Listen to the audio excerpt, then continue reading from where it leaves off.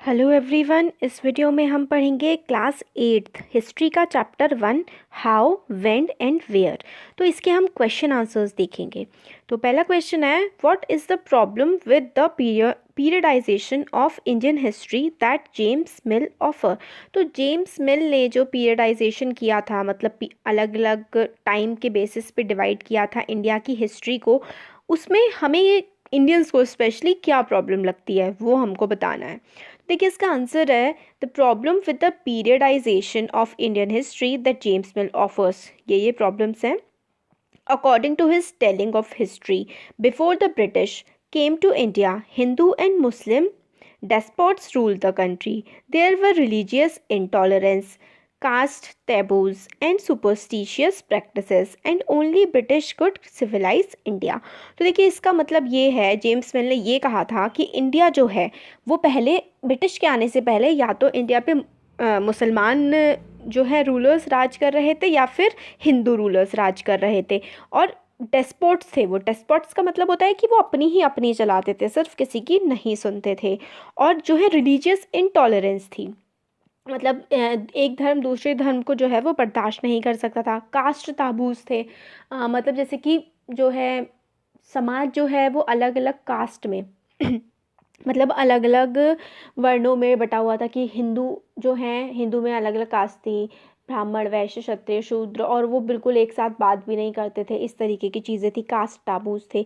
Superstitious practices थी कि मतलब भगवान को आप पूजो, नहीं तो भगवान बाढ़ ला देंगे, तबाही मचा देंगे, या फिर पंडितों को ये दान करो नहीं तो ऐसा हो जाएगा वैसा हो जाएगा। तो ऐसे सुपरस्टिशंस का मतलब होता है अंधविश्वास माने जाते थे। और जेम्स मिल का ये मानना था कि सिर्फ और सिर्फ जो ब्रिटिश लोग हैं, ये अंग्रेज जो हैं, यही हमारे देश को, भारत को सिविलाइज कर सकते हैं, सभ्य बना सकते हैं। तो एक ये प्रॉब्लम थी कि पहले वो इंडिया को मतलब खराब ही मान के चल रहा था। वो ये समझता ही नहीं था कि इंडिया में कोई अच्छी चीज़ है। फिर second point, one cannot refer to any period of history as Hindu or Muslim because a variety of faiths exist simultaneously in these periods. अब देखिए उसने तो हिंदू, मुस्लिम और ब्रिटिश कर दिया जेम्स मिल ने तो, मगर ऐसा एक्चुअल में था नहीं। हमारे देश में अलग अलग राजा थे, कोई हिंदू राजा था, कोई मुस्लिम राजा था। और जब मुस्लिम्स का भी शासन था तो भी बहुत सारे हिंदू थे जो अपना धर्म फॉलो कर रहे थे। जब किसी हिंदू राजा के शासन काल में भी जो है अलग अलग धर्म पाए जाते थे बहुत सारे हमारे देश में। तो हिंदू मुस्लिम के बेसिस पे हिस्ट्री का डिवीजन करना ये भी बिल्कुल सही बात नहीं थी।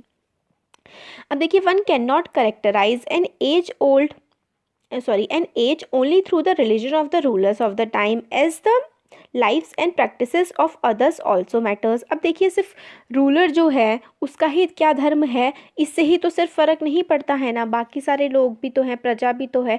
तो हिंदू रूलर है या मुस्लिम रूलर है, इसके बेसिस पे एक हिस्ट्री का पीरियड ही बना देना कि भाई ये मुसलमानों का टाइम था इंडिया में, ये हिंदुओं का टाइम था, तो ये बात भी काफ़ी ज़्यादा गलत है। फिर even rulers in ancient India did not share the same faith. मतलब सारे के सारे जो रूलर्स थे एंशियंट इंडिया में पुराने टाइम से, कोई बुद्धिज़्म को मानता था, कोई जैनिज़्म को मानता था, कोई हिंदुइज़्म को। इस्लाम तो देखिए बहुत देर से आया है इस दुनिया में ही, और इंडिया में भी बहुत लेट आया है। उससे पहले तो सबसे पहले ज़्यादा जो है वो हिंदू धर्म था, फिर बौद्ध धर्म था, फिर जैनिज़्म को भी काफ़ी सारा फॉलो किया गया, तो इस्लाम तो काफ़ी लेट आया है। तो इंडिया के पीरियड को हिंदू मुस्लिम के बेसिस पे इंडिया की हिस्ट्री को डिवाइड करना बिल्कुल भी जो है वो सही चीज़ नहीं है। अब देखिए सेकंड क्वेश्चन है, why did the British preserve official document. तो ब्रिटिश जो हैं वो ऑफिशियल डॉक्यूमेंट्स को क्यों प्रिजर्व करना चाहते थे। तो देखिए इसका आंसर ये है, क्योंकि ब्रिटिश जो हैं, British believe that the act of writing was important and every instruction plan policy decision has to be clearly written up for proper study and debate. तो ब्रिटिश को लगता था कि कोई भी चीज़ जो है अगर आपको उसको संभाल के रखना है तो एक्ट ऑफ राइटिंग लिखना बहुत ही ज़्यादा ज़रूरी है।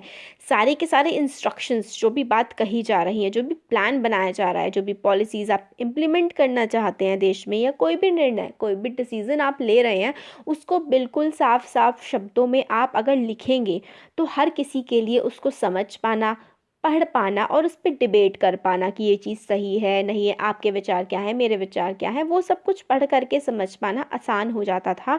और एडमिनिस्ट्रेशन के लिए, देश का कामकाज चलाने के लिए वो जो है सही काफ़ी अच्छा रहता था, ये मानते थे ब्रिटिशर्स। फिर सेकंड था, सेकेंड पॉइंट आता है कि this conviction produced an administrative culture of memos, notices and reports. तो ये वाला जो काम था राइटिंग वाला, इससे क्या हुआ, कल्चर बन गया मेमोज की। भाई कोई काम स्टार्ट होना है तो पहले उसका नोटिस जाएगा, उस पर रिपोर्ट बनेगी, उस पर मेमोरीज, मतलब कि ऐसा ऐसा इसमें हुआ, ऐसे मेमोज बनेंगे। तो ये क्या है, वर्क कल्चर में आ गया, जो आज भी हमारे देश में फॉलो कर रहे हैं हम लोग। बहुत ज़्यादा कागजी कार्यवाही बहुत ज़्यादा की जाती है, तो वही यही है act of writing. Third point आता है, British also felt that all important documents and letters needed to be carefully preserved.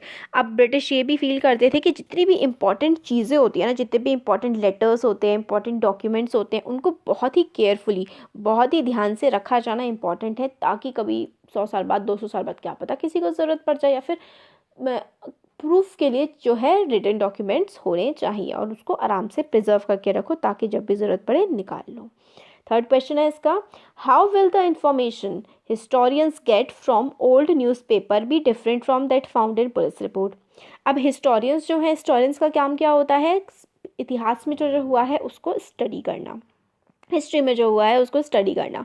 तो वो पुराने जो न्यूज़पेपर हैं और जो पुलिस की जो रिपोर्ट्स होती हैं, उनमें काफ़ी ज़्यादा अंतर जो है इन्फॉर्मेशन में, उनकी जानकारी में देखने को हिस्टोरियंस को मिलता है। पुलिस की रिपोर्ट कुछ और है, न्यूज़पेपर की रिपोर्ट्स कुछ और है। ऐसा क्या था, क्यों था, तो किस तरीके से अलग था, इसका आंसर देना है। तो देखिए, the information which historians got from the police reports regarding the mutiny on the Royal Indian Navy is different. तो रॉयल इंडियन नेवी की म्यूटिनी हो या कोई भी रिवोल्ट्स वगैरह हो, तो पुलिस की रिपोर्ट तो सरकार को फेवर करती ही थी।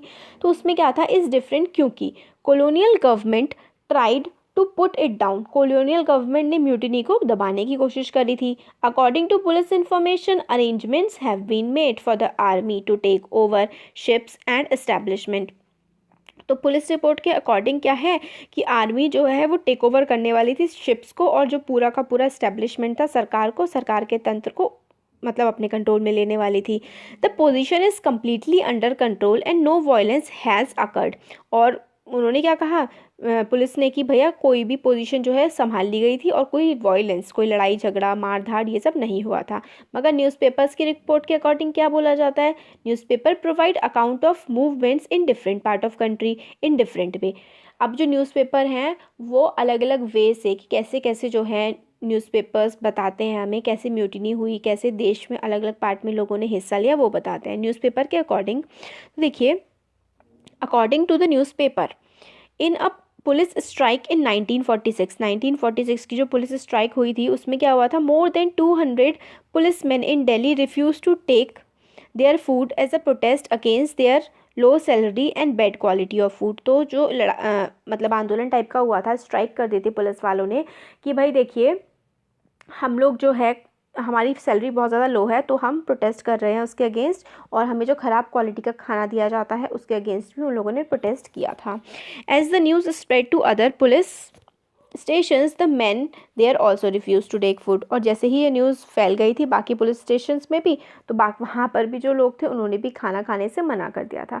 तो इस तरीके से जो न्यूज़ रिपोर्ट्स हैं, पुलिस रिपोर्ट से काफ़ी ज़्यादा हिस्टोरियंस कहते हैं कि वेरी करती थी, क्योंकि पुलिस की जो रिपोर्ट बनाती थी वो तो सरकार अपने अकॉर्डिंग जो मन में आता था वो बनाती थी। देखिए, इसका जो पहला क्वेश्चन है वो ट्रू फॉल्स का है। तो बताना है कि जेम्स मिल divided Indian history into 3 periods, Hindu Muslim Christian. पहले ही क्वेश्चन में हमने देखा था, जो पहले हमने पढ़ा था कि भाई ये बात बिल्कुल सही है, तो ट्रू। बी पार्ट है, official documents help us understand what the people of the country think. Official documents, सरकार के लिखे हुए डॉक्यूमेंट्स होते हैं जो ऑफिशियल होते हैं, क्या वो हमें बताते थे कि लोग क्या सोचते हैं? बिल्कुल नहीं, वो हमें बताते थे कि सरकार क्या सोचती है, ब्रिटिशर्स क्या सोचते हैं। सी पार्ट है इसका, British thought surveys were important for effective administration. बिल्कुल, वो तो कहते थे सर्वे करो, जब तक आप सर्वे नहीं करोगे आपको पता नहीं लगेगा कि देश के लोग क्या सोचते हैं, तो सर्वेज इम्पॉर्टेंट थे। ट्रू। अब कुछ एक्स्ट्रा क्वेश्चन है, एनसीईआरटी वाले तो हमारे कवर हो गए। देखिए, why is history divided into periods, history को पीरियड्स में क्यों डिवाइड किया गया है? तो देखिए, इफ़ेक्टिवली हम उसको स्टडी कर सकें, ये है इसका सही आंसर शॉर्ट में। तो देखिए, history is divided into period so that all salient features and characteristic of that period are captured. इससे हम लोग हिस्ट्री को अलग अलग कालों में, अलग अलग टाइम पीरियड्स में डिवाइड करते हैं, ताकि उसमें जो भी चीज़ें हुई उसके सारे फीचर्स, उसकी सारी कैरेक्टरिस्टिक उस पीरियड की हम लोगों को ईजिली पता लग पाए। और this also helps compare the present with the past. वो हमें पीरियड पता है कि भाई इस पीरियड में ये हुआ, तो हम अभी जो प्रेजेंट में चल रहा है और जो पास्ट में हुआ था, इन दोनों चीज़ों को कंपेयर भी कर सकते हैं। और one period from the other, एक पीरियड को दूसरे पीरियड से भी कवर और मतलब कंपेयर जो है करके देख सकते हैं कि किस में क्या डिफरेंसेस थे। इसलिए हम लोग हिस्ट्री को पीरियड्स में डिवाइड करते हैं। अब नेक्स्ट है, by which criteria do we choose a set of dates as important. कौन सा क्राइटेरिया होता है जिससे हम लोग बताते हैं कि भाई ये डेट इंपॉर्टेंट है, ये वाली नहीं। तो देखिए, इसका आंसर ये है कि dates we choose are not important on their own, खुद से इम्पॉर्टेंट नहीं होती हैं। They become important because a set of events are related to them. कुछ इंपॉर्टेंट इवेंट, कोई बड़ी घटना हुई होती है, उसकी वजह से कोई डेट इंपॉर्टेंट हो जाती है। These dates help us to compare our story of past around them. मतलब जो भी चीज़ें चल रही थी पुराने समय में, जो हुआ था, उसमें हम लोग कंपेयर कर पाते हैं डेट्स की हेल्प से और बता पाते हैं कि क्या क्या हुआ होगा। Importance of dates change with change in the emphasis. और इम्पॉर्टेंस जो है डेट की, वो कौन कैसे उसको बता रहा है उसके बेसिस पे भी चेंज हो जाती है। वो कैसे, जैसे British historians emphasise the rule of governor general. British historian क्या बताते हैं, गवर्नर जनरल ने ये किया वो किया, उनके रूल को ज़्यादा एम्फेसाइज करके बताते हैं। तो from the first governor general Warren Hasting to the last viceroy Lord Mountbatten. तो ब्रिटिश हिस्टोरियन तो इस तरीके से बताते हैं हिस्ट्री को इंडिया की। All the dates were link to their personalities describing their activities policies and achievements. तो सारी की सारी हिस्ट्री की डेट्स इनकी जो अचीवमेंट्स हैं, एक्टिविटी, पॉलिसी रही, उसके बेसिस पे जो है ब्रिटिश हिस्टोरियंस देखते हैं। इंडियन हिस्टोरियंस कैसे, जो इंडियन लोगों ने जो रिवोल्ट्स किए, जो सरकार अपने देश को आज़ाद कराने के लिए काम किया, इंडियन हिस्टोरियंस उसके बेसिस पे काम करते हैं। तो इस तरीके से जो इवेंट्स हुए होते हैं उनके बेसिस पे जो है कोई भी डेट इम्पॉर्टेंट या अनइम्पॉर्टेंट हो जाती है। तो ये हमारा चैप्टर 1 हिस्ट्री का कंप्लीट हो गया है। और पूरी जो बुक है वो जल्दी मैं कंप्लीट कर दूंगी, क्वेश्चन आंसर्स भी। और जब क्वेश्चन आंसर्स कंप्लीट हो जाएंगे उसके बाद चैप्टर की एक्सप्लेनेशन हम लोग स्टार्ट करेंगे। Thank you.